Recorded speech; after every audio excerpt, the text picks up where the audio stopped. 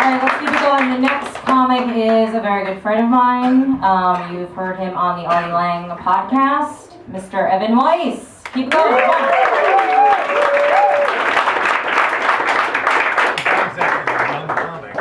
Give it up for you guys selling this place at Greenwich Comedy Club. Welcome, welcome. Let me tell you about myself.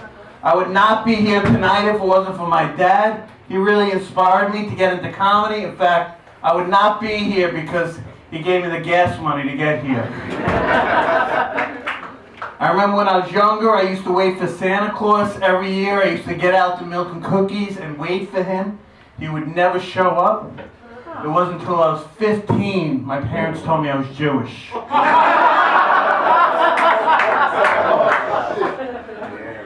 My whole family, they used to go on vacation. We happened to go to Disney World in Florida. And the thing I love about Disney World, they have Epcot Center. And if you've never been to Epcot Center, they have replicas of all the different countries. I remember first we went over to Ethiopia. They had nothing to eat over there. Then we went over to France. They spit at us and then surrendered. Finally went over to Germany. First of all, we weren't very welcome over there. They came running over to us, strapped us into these freight car trains, strapped the Star of David around our arms. I'm never going that ride again. You know, he did that joke one time at the synagogue, and I'm not invited back. If anybody got offended, I personally think that joke's a gas. Oh my God! So I've been unemployed for the last 2 to 9 years. Thank you. So I have a new hobby. I love watching reality shows. I love watching reality. Ice Road Truckers, Storage Wars, Pawn Stars. I actually spent more time watching other people work than I've actually worked. So now I put it down on my resume that I've worked at these places as a supervisor.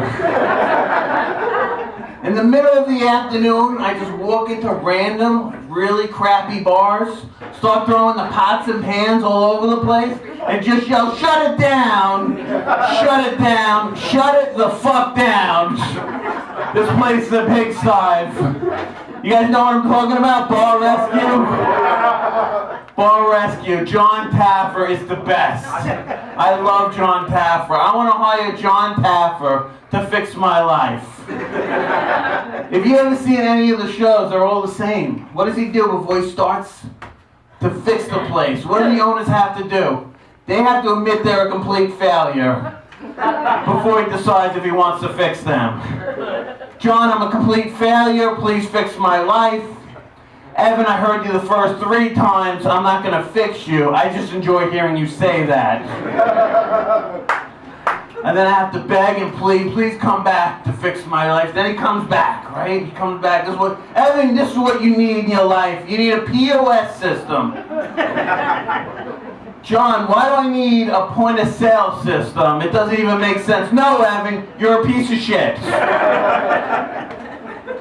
Because you know what you also need? You need a beer turbo tap system by All-Star Turbo Tap. John, this doesn't even make sense. These are things a bar needs. Evan, shut your fat face. There are sponsors. And what do they do at the end of every show? If you see the end of it, they always change the name of the bar. He's like, Evan, we're going to change your name because you're going to have to get laid one of these years. We're going to give you a name that attracts women. And then they cut the commercial and they have the big reveal. And then they drop the curtain and they come back. Evan, you'll be known by this name from now on. Summer's Eve. So I'm a douchebag? Exactly. And he goes, my job is done here. And he walks out into the sunset. So I had my gallbladder removed about 2 years ago. I lost 15 pounds in the hospital, 15 pounds. So now I scheduled 3 more operations for organs I don't need. Who needs tonsils? Who needs appendix? I don't need legs. gotta get laid one of these days. And they sent me on all these tests, and the doctor sat me down. He goes, Evan, there's something I have to tell you. It turns out you're borderline diabetic. Borderline diabetic. I go, Doc, test me again because I know I can pass this one. He said, Evan, put the cheeseburger down, get the fuck out of my office. What's wrong with you?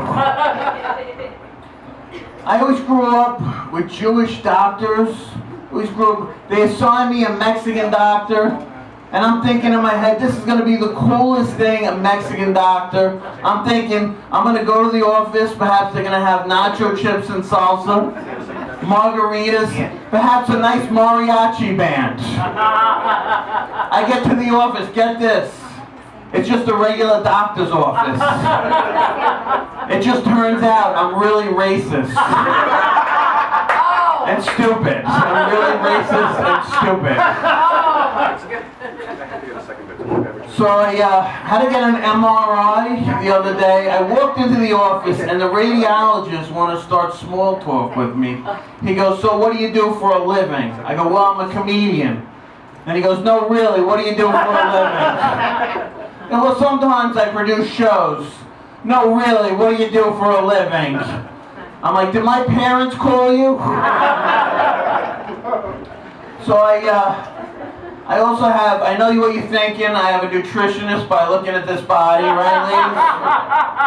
I've been seeing this nutritionist for about 10 months, and since seeing the nutritionist, I successfully gained about 15 pounds.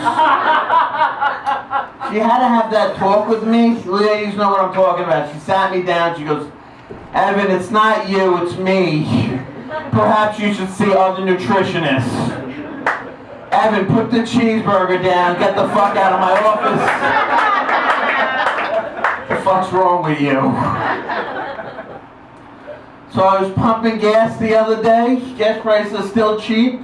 Turned to this beautiful woman next to me at the other pump. I'm like, oh my God, $2.20 for gas. What year is it? She turns to me and goes, don't talk to me.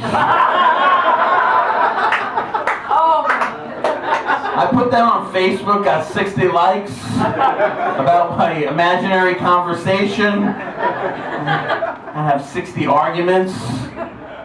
You ever see these lunatics who end up killing themselves?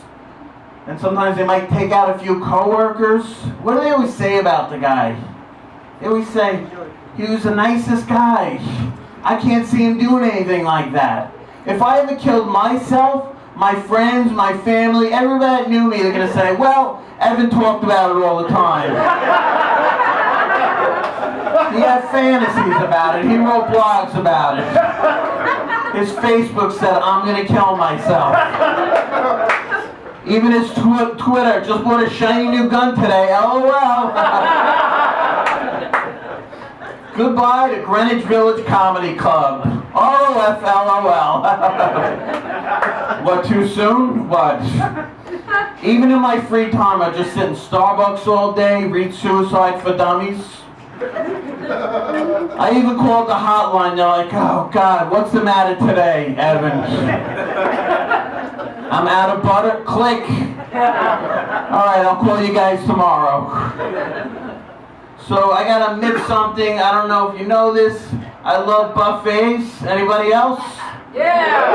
That's right. We're going to a buffet later. Your treat. I was minding my own business the other day at a buffet, working on my second, third, 15th plate of food. I don't know. I lost track after a while. Nice little old couple. They came up to me and they handed me one of these born-again Christian pamphlets. You guys ever see these things? First of all, a buffet for us fatties, that's kind of like our church. You don't come into our church and put your religion onto me. I don't go into a regular church, put a bacon double cheeseburger on the communion wafers. Although it does sound yummy, it does. I don't knock the wine out of the priest's hand and say, hey, try the chocolate milkshake. This is so much better. Then at this point, I grabbed the old man by the lapels because I could. I knew I could take him. He was like 96 years old. I I said, listen, sir, let me tell you a little something about my Savior. My Savior died on the golden arches for my sins. As it was written in the book of Fries by the disciple Grimace, he said, take this McRib, for it is Ronald's body, because it is available for a limited time only, while supplies last. And that, ladies and gentlemen, is the story of my last Happy Meal. You guys were great. Enjoy the rest of the show. Please welcome back to the stage, Glow Danger, and